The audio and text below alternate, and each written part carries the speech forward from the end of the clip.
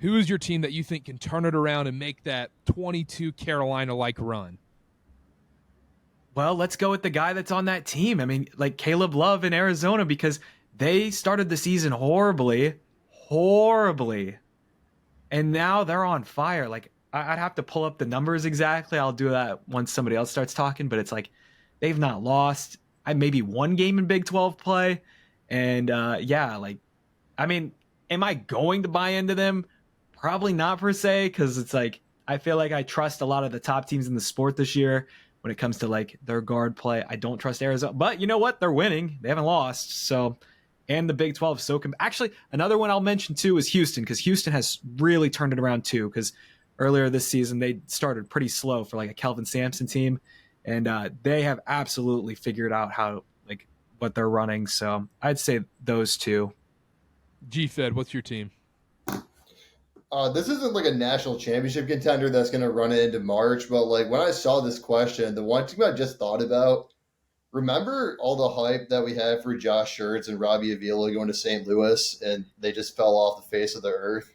I mean, they're 5-2 in the A10 now. I think they're coming back around a little bit, and maybe I'm just a little biased as someone that wants to see Robbie Avila in the tournament, but I just kind of forgot about them, and I wanted to check in, and they're coming around a little bit. So it would be a shame if like the casual fan never gets to see Robbie Avila play one game of basketball, because he has been doing really good at St. Louis, but the team just started off a little bit rocky at 12-8. But I think they're going to be able to come around to the A10 and if not win that conference tournament, maybe push for an at-large. It'd take a lot, but I cannot wait for the A10 tournament. A10 tournament's going to be the most underrated one this season. There are so many fun teams. It's going to break me, because it's like Dayton easily could have had an at-large, and then they blew that by losing 3 straight A10 games against literally nobody. So it's just like, yeah, but I mean, that will be fun. It'll be fun for you guys. We got to get you to DC to root on Dayton. I don't know, man. They've only won like last time this is a crazy fact. Last time they won an A10 tournament was like 2003 or 2, something around there. It's been over 2 decades. So that's really, I know, isn't that crazy? You'd have expected them to win one like maybe like 2014 or 15. Nope. Yeah. I mean, they would have smoked 2020 if they had it. Yeah, for sure. No, they would have. The A10 was horrible, so it's like that would have ended that. But still, they haven't. So they usually always get them. Who's your team? Oh, I've got kind of a fun one. I'm backing Pitt. You're backing Pitt. Jeff Capel Pitt.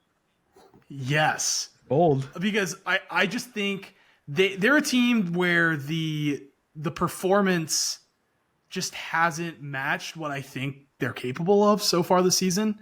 And they're in the ACC, and they're just going to have opportunities to rack up some wins, I think. They haven't done it so far. They've got a few new pieces. Like, I love Jalen Lowe. That guy's really, really good. He's a stud.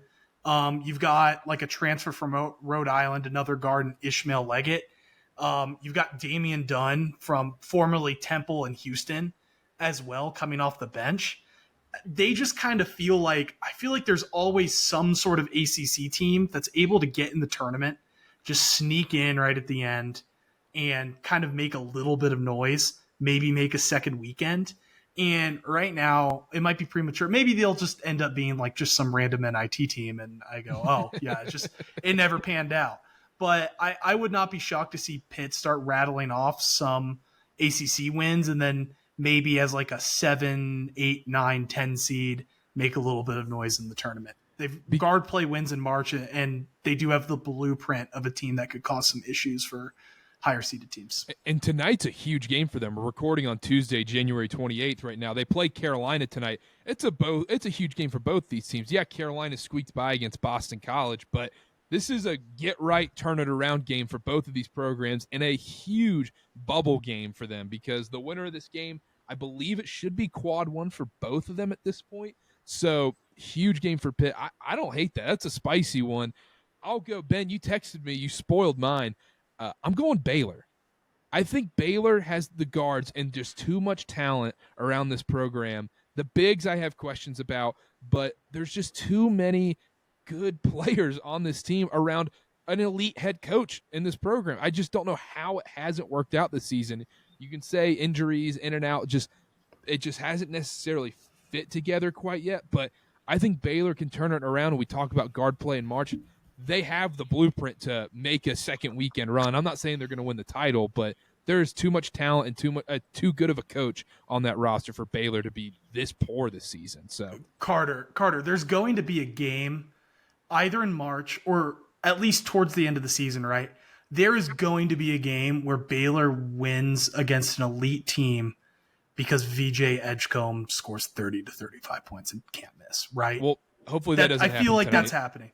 Yeah, hopefully not tonight, but I do feel like that's something that is coming down the stretch. Whether that be an early March regular season game towards the end of the regular season, or a Big 12 tournament game, or an NCAA tournament, I do think VJ Edgecombe is someone that I was a massive believer in as being just an absolute star. And he's been very good, but he hasn't been – it's still a little underwhelming, maybe just because my expectations were so high and so unfair, but I think he's going to really turn it on at some point here down the stretch.